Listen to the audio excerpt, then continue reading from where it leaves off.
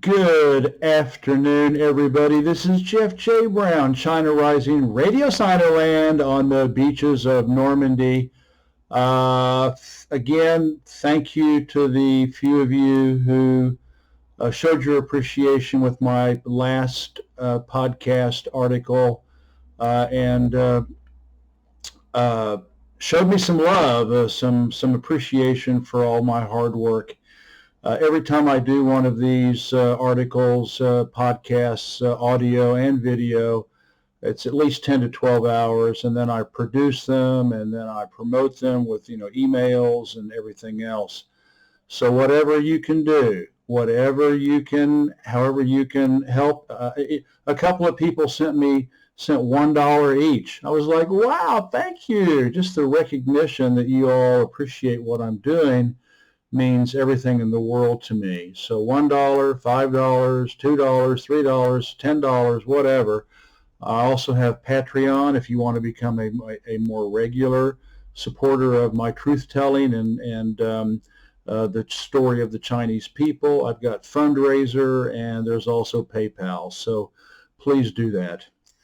Why Euranglo Land has decided to do everything possible to destroy the Chinese people's way of life before it's too late, even if it means sacking the rest of the world. Pictured above, from Confucius to Mao Zedong to Xi Jinping, China's ancient communist-socialist way of life is antithetical to Western global capitalism's rape, plunder, occupation, and wars. Occupations, I guess. I have a lot of respect for traditional conservatives. I also admire libertarians. They are, in effect, two sides of the same coin. In both cases, we may disagree on much, but at least from my perspective, they have a number of good ideas. In these days of coronavirus hysteria and Euranglo Land doing everything in its power to destroy the Chinese people's way of life, their philosophies are more cogent and compelling than ever. There is nothing new about conservatism and libertarianism. Confucius, who dates back 2,500 years, espoused these notions. Number one, respect nature, historical, and social institutions. Number two, be upstanding role models to show them the way, and then have limited government in people's affairs. Number three, check the abuses of the aristocracy and wealthy gentry. Number four, assess low taxes on the citizens' means of production. Number five, work hard to develop and maintain good relations with bordering neighbors. And number six, avoid war at all costs. Lao Tzu, the creator of Taoism and the Tao, met Confucius. They likely inspired each other, with the latter saying much the same thing, but more from a spiritual aspect and less a socio-economic one. Then Buddhism arrived to China in the 1st century AD. Over the ensuing millennia, these three philosophies melded into a successful guiding philosophy for the citizenry. Today, most Chinese don't really distinguish between them. It is a unitary, holistic ideal. The daily goal is xiaokang, meaning modest prosperity for all. The ultimate goal is datong, which is in fact pure communism, and it goes back to the roots of Chinese civilization 5,000 years ago. I have researched and written extensively about all this in the China Trilogy. See below. The fact that the Chinese people have been aspiring to practice Confucianism, Taoism, Buddhism, communism, socialism since their beginnings, and still do, is a testament to their millennial longevity as a people and nation. This may surprise you, but Mao Zedong continued this tradition after liberation in 1949. Incredibly misunderstood.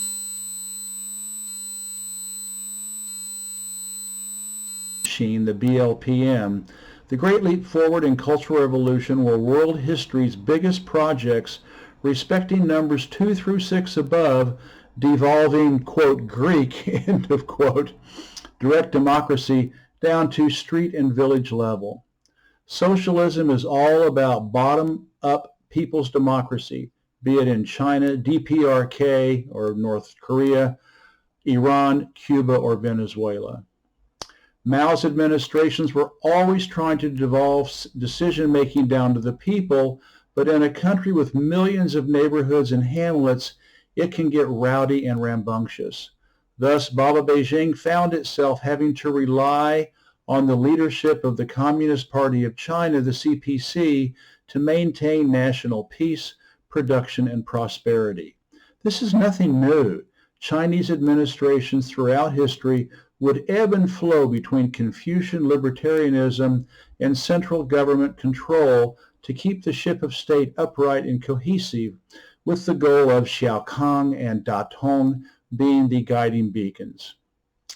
Every post-liberation Chinese leader, Mao Zedong, Deng Xiaoping, Jiang Zemin, Hu Jintao, and Xi Jinping in the present, worked hard for Xiaokang with the dream of achieving ancient Datong. In fact, Xi Jinping's People's Republic of China, the PRC, Liberation Centennial Goal of 2049 is considered to be the launch date for the grand plan to transition the Chinese nation into Datong, or pure communism. Karl Marx's "from each according to his ability, and to each according to his needs." It's hard to do, really hard. Never been done, with the exception of DPRK coming closest, in spite of 2 generations of genocidal Western sabotage and war being waged against it. Chinese civilization has been working at it for millennia. But you know what? I think Baba Beijing and its citizens can finally make it happen after 2049. China will be the richest country in the world, the best educated, the most technologically advanced, and militarily unassailable. Mao Zedong proved that it can never happen with capitalism. Datong, a world at peace, in complete harmony, living in safety and lacking want, can only be achieved through socialism and then the transition to communism. Since 1949, the Chinese have continued to successfully work toward the lofty goal of communist Datong. Keeping Mao's tenets as a foundation, post-liberation leaders Deng Xiaoping, Jiang Zemin, and Hu Jintao focused on creating the broad-based wealth the people needed to eventually transition from socialism with Chinese characteristics to pure communism in the future. Many Western China talking heads, or China experts, talking heads, were hopeful when Xi Jinping was elected president and Li Keqiang as premier in 2013, that they would finally push China into being a reliable, quote, U.S. ally, end of quote, like Europe, Australia, Canada, Japan, South Korea, and so many other suborned puppet states across our pale blue dot. Hubristic, delusional, racist Eurangloland, cocksure that everybody wants to be just like the West, was convinced that after a generation of reform and opening up, President Xi and Premier Li were the anointed ones to subvert the People's Republic of China into the bloody claws of global capitalism. Nevertheless, it didn't turn out that way. Instead, Xi and Li moved against China's 30-plus years of, quote, westernization, end of quote. Almost immediately, trashy reruns of U.S. television series, soulless tittytainment, disappeared from the airwaves. A renewed sense of pride and practice of China's ancient and classical culture were revived, as well as full-on recognition of the Mao era's revolutionary successes. Communist and socialist ideology became mainstream again. Xi and Li infused ideological learning in Marxism, Leninism, Maoism, Dungism, reinforced with ancient Sino-philosophy in all public schools, universities, businesses, and media at all levels. Communist symbols like the hammer and sickle again adorn public places. Mao fought corruption tooth and nail during his tenure and in the interim, it was addressed in fits and starts. With the arrival of Xi and Li, CPC and corporate corruption became an ongoing, non-stop, 24/7 public obsession, not just sporadic campaigns. Since 2013, hundreds of thousands of less than honest officials and business persons have been caught, shamed, fined, demoted, imprisoned, and in severe cases of gross malfeasance, executed. As well, hundreds of corrupt citizens who had fled the country were actively searched for and brought back to the motherland to be rendered justice. The Communist Party of China was brought to the forefront as the vanguard of socialism with Chinese characteristics and the Chinese dream of Xiaokang and Datong. Harking back to the First Opium War in 1839, the CPC vowed to never allow another imperialist, colonialist century of humiliation, promising to revive and maintain the people's 5,000 years of greatness and advancement into the 21st century. For decades, Urangler land was salivating at the prospect of Baba Beijing privatizing the country's massive state-owned enterprises, or SOEs, so the prior could scoop up national assets at crony capitalism prices, like it is so accustomed to doing in all of its global vassal states. Huge reforms were in fact made. Tens of thousands of smaller state enterprises were privatized, and just as many were consolidated into bigger, profitable SOEs, but the West was not privy to most of it. While Urangler land, in a frenzy of neoliberalism and austerity, was and is privatizing anything and everything, Xi and Li moved in the opposite direction, strengthening and consolidating SOEs into global market behemoths. When large private companies stumbled or got overextended, instead of selling them off to Wall Street and London for pennies on the dollar, Baba Beijing would more often nationalize them, thereby increasing the people's state-owned portfolio. Western delusions that China would privatize its banks, insurance companies, and land, the infamous fire, insurance, real estate / fire sectors, turned out to be pipe dreams. Yes, 16 or so small private banks were licensed, all Chinese owned. A couple of them were badly managed, got into trouble, and you guessed it, Baba Beijing took them over instead of selling them off for next to nothing. Anbang insurance company, a global Fortune 500 heavyweight, got caught screwing up. Its boss was arrested, and its assets kept by the state, not sold off to greedy investors. And just recently, a shady investment conglomerate got its assets nationalized for breaking the law. There are many, many examples of this. Thus, while strengthening China's economy and reducing illegal business practices, Xi and Li expanded and improved the state-owned sector by absorbing mismanaged yet valuable assets. In the West, these would all have been sold off for next to nothing to corrupt crony insiders. So what we have since 2013 is Xi and Li working for the ideals of Mao Zedong and his genius premier Zhou Enlai for the Chinese dream of Xiaokang and Datong. Except now, Xi and Li have money coming out the yazoo, where Mao and company made it work, shut off from the global economy by Urangler land, with the labor, ingenuity, creativity, and solidarity and commitment of China's, at that time, 1 billion citizens. What we are witnessing is Mao Zedong's guiding ideology backed up with trillions of yuan / dollars / euros to make it happen. This while Xi, Li, and the CPC have been working overtime to bring back and instill Mao thought into the daily lives of the people, and they are succeeding grandly. Thanks to these developments, Chinese People's Democratic Communism Socialism is advancing, prospering, and getting richer without having to invade, occupy, exploit, and enslave other countries, which is the only way global capitalism can survive.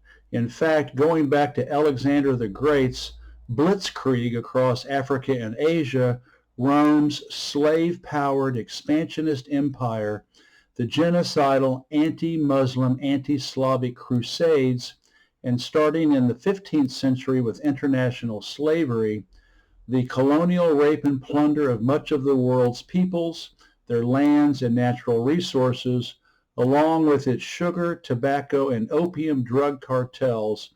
This is how the West has kept power for 3,000 years. Which brings us to today's headlines. On one side, China is being revived by Confucianism, Taoism, Buddhism, communism, socialism to regain its pre-1839 Opium War greatness. On the other, slowly but surely, Eurangloland's dictatorial, fascist, colonial imperialism is coming to an end. As I reported in a recent article/podcast, it's not just China, but more and more of the world's peoples are resisting Western tyranny and terrorism, with Russia, DPRK, Iran, and Venezuela working with China to lead humankind to a mutually beneficial multipolar world. Since the fall of the Soviet Union in 1990, Eurangloland arrogantly bragged about, quote, full spectrum dominance and its, quote, unipolar world. Global capitalism had its way until Russia came back with an anti-imperial roar in 2000 and China's relentless progress into the 21st century. Western oligarchs are now at a loss as to how to combat it. They surely cannot compete fairly and honestly with China and the rest of the world's anti-imperial peoples who are pushing back like never before in 3,000 years of human history. Western empire has only ever been able to fight down and dirty. China being the world's largest PPP, purchasing power parities, economy, already unbeatable militarily if attacked, and rapidly overtaking Eurangloland in innovation, invention, infrastructure, and STEM, STEM, which stands for Science, Technology, Engineering, and Mathematics, is the unofficial leader of this resistance movement and therefore is global capitalism's public enemy number one. Thus, to stave off its incessant decline and eventual collapse, Western oligarchs and their deep state myrmidons are going for broke with their lockstep Event 201, COVID, New World Order, One World, transnational, capitalist government, fascist state, police state, plandemic. Communist-socialist China is at the top of their list to destroy. However, thankfully, that part is not working out and will continue to fail. At the same time, and sadly, they're raping and plundering much of the world's, quote, free market resources and peoples is working like a charm.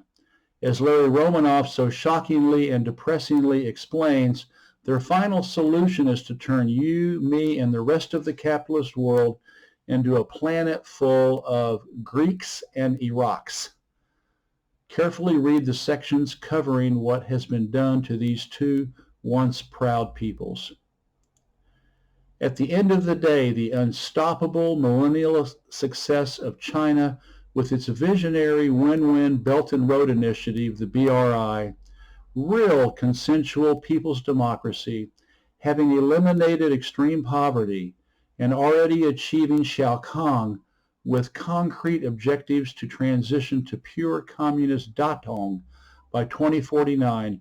This is what is driving the West's global capitalist oligarchs to amass even more coronavirus-fueled trillions of wealth and stave off collapse. In the spirit of Mao Zedong and Zhou Enlai, current top Chinese leaders President Xi Jinping and Premier Li Keqiang are the standard bearers of freedom, independence, and solidarity for the global 99%. We should all be wishing them and the Chinese nation success against the terrorist West in support of humanity's multipolar, win-win, mutually beneficial march into the 22nd century. Our survival as a species depends on it. Thank you. This is Jeff J. Brown signing out, China Rising Radio Sinoland, and have a good day. Bye-bye.